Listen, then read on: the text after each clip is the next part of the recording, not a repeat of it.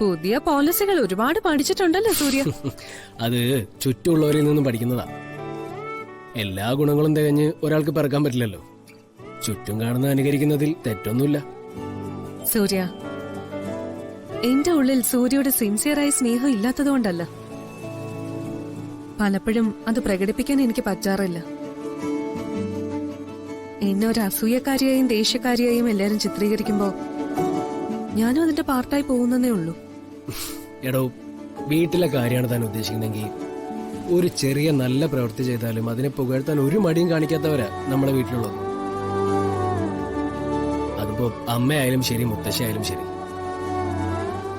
പക്ഷെ താൻ എന്താ ചെയ്യുന്നത്? താൻ വെറുതെ അവരോട് വാശി കാണിക്കും, തർക്കിക്കാൻ ഓരോരോ കാരണങ്ങൾ കണ്ടെത്തും. താൻ നേരെ തിരിച്ചൊന്ന് ചിന്തിച്ചു നോക്ക്. ഇന്ന് നമ്മൾ ഒരുമിച്ച് പുറത്തിറങ്ങിയപ്പോ എത്ര സന്തോഷത്തിലായിരുന്നു അവര്. അതേ സന്തോഷത്തോടെ നമ്മൾ തിരിച്ചു ചെല്ലുകയാണെങ്കിൽ അവരുടെ സന്തോഷം 100 ഇരട്ടിയാവും. ഓക്കെ സൂര്യ, ഇനി ഞാൻ ശ്രദ്ധിക്കാം. ജീവിതത്തിലെ കുറെ നല്ല നാളുകള് നഷ്ടപ്പെട്ടവരാ നമ്മള്. ഒരു വീഴ്ചയിൽ നിന്നും എഴുന്നേക്കാൻ പറ്റാനാകാതെ നരകിച്ച് എത്രയോ നാൾ. സത്യം പറഞ്ഞ അതിനുശേഷം ദൈവം തന്ന 2ാം ജന്മം. അത് സന്തോഷത്തോടെ ആഘോഷിക്കാൻ നമുക്ക് കഴിയണം.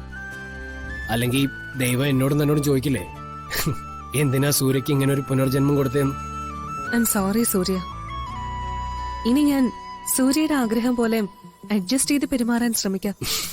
നിന്നോട് പറയുവാ നീ മാത്രമറിയുവാ നെഞ്ചാകെ നിറയുമെൻ തീരാത്ത മൊഴി തരാം. തൂവാനിൽ വരും തിങ്കളെ, ആകാശം തൊടും തെന്നലെ, നീ ആനന്ദമായെന്റെ രാവിന്റെ കൺമൂടവേ.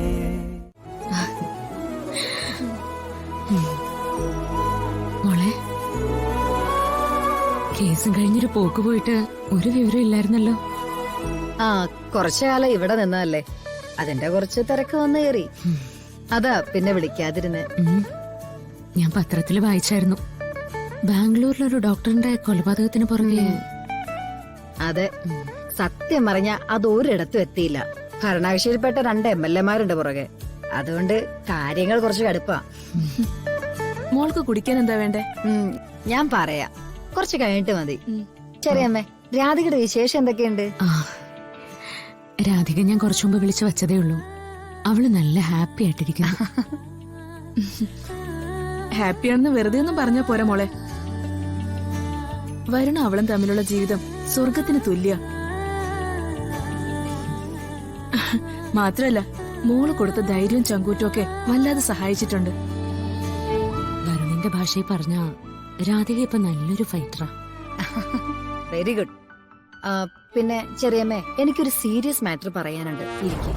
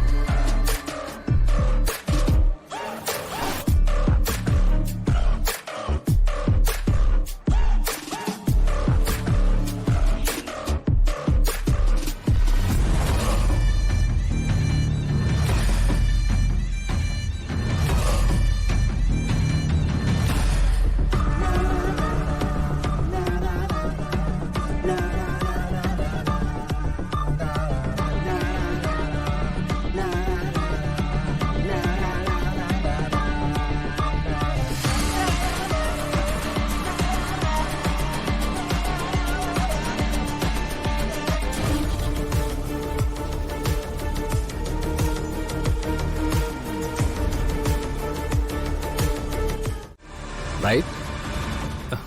സാർ അത് പിന്നെ തന്നെ പോലുള്ള ഒരാളുടെ മനസ്സ് അളന്ന് തിട്ടപ്പെടുത്തുന്നതിൽ എനിക്ക് തെറ്റൊന്നും പറ്റില്ല. പഴയ കാലത്തെ തെറ്റുകളൊക്കെ പുതിയ കാലത്തിലെ ശരികളല്ലേ? അതുകൊണ്ട് ഇറ്റ്സ് ഓക്കെ.